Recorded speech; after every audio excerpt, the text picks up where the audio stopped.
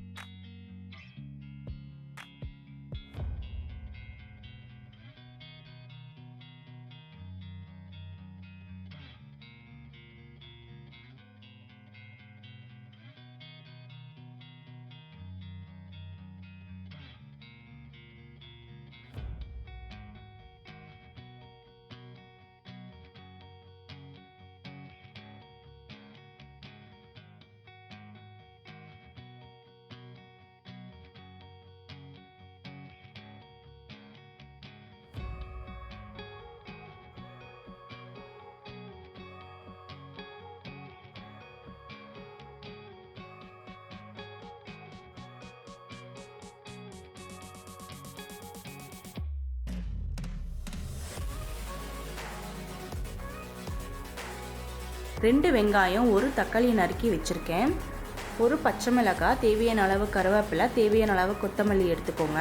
இப்போ ஒரு ஜாரில் 2 பட்டை, 1 ஏலக்காய், 2 கிராம்பு, 1 டேபிள் ஸ்பூன் அளவுக்கு சோம்பு, 1 டேபிள் ஸ்பூன் அளவுக்கு சீரகம், 1 டேபிள் ஸ்பூன் அளவுக்கு மிளகு சேர்த்திக்கோங்க. அப்புறம் 1 பச்சை மிளகாய் சேர்த்திக்கோங்க. 1 விரல் சைஸுக்கு இஞ்சி சேர்த்திக்கோங்க. 12லேருந்து 15 பூண்டு பல் சேர்த்திக்கோங்க. 1 தக்காளி ஆட் பண்ணிக்கோங்க. இப்போ இது நல்லா பேஸ்டாட்டு நல்லா அரைச்சிக்குவோம்.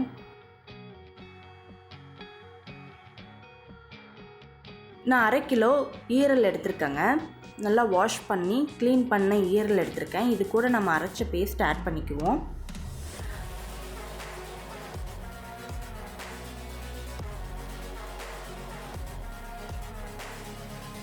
நம்ம சேனலை இதான் ஃபஸ்ட் டைம் பார்க்குறீங்கன்னா சப்ஸ்கிரைப் பண்ணிக்கோங்க, பெல் ஐக்கானை கிளிக். அப்போ தான் நான் போடுற வீடியோஸ் உங்களுக்கு நோட்டிஃபிகேஷனில் வரும். இது கூட 2 டேபிள் ஸ்பூன் அளவுக்கு கொத்தமல்லி தூள், 1 டேபிள் ஸ்பூன் அளவுக்கு மிளகாய் தூள் சேர்த்து நல்லா மிக்ஸ் பண்ணிக்கோங்க.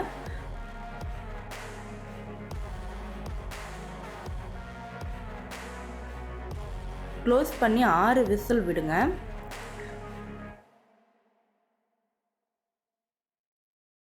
பாருங்கள் ஈரல் எப்படி நல்லா வெந்து வந்திருக்குன்ட்டு. கொஞ்சம் கூடி ஸ்மெல்லே இருக்காது நம்ம இந்த மசாலா ஆட் பண்ணால். இப்போ நாம் இதை தாளிச்சிருவோம். கடாயில் 3 டேபிள் ஸ்பூன் அளவுக்கு ஆயில் சேர்த்திக்கோங்க. 1/2 டேபிள் ஸ்பூன் அளவுக்கு சோம்பு சேர்த்திக்கோங்க. கருவேப்பிலை, பச்சை மிளகாய் சேர்த்தி நல்லா வதக்கிக்கோங்க. இப்போ நறுக்கின வெங்காயத்தை போட்டு நல்லா வதக்கிக்கோங்க. அது கலர் சேஞ்ச் ஆகி வரணும்.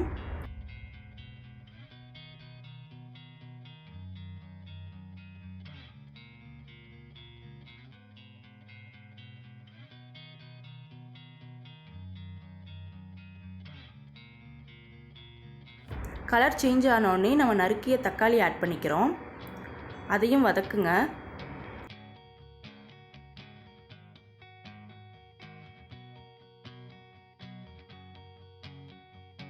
தேவையான அளவு உப்பு சேர்த்திக்கோங்க.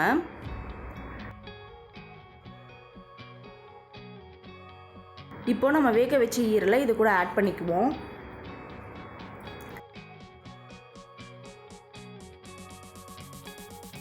தேவையான அளவு தண்ணி ஊற்றி நல்லா கொதிக்க விடுங்க. நல்லா கொதி வந்தோடனே கடைசியில் கொத்தமல்லி இலை தூவி ஆஃப் பண்ணிவிடுங்க.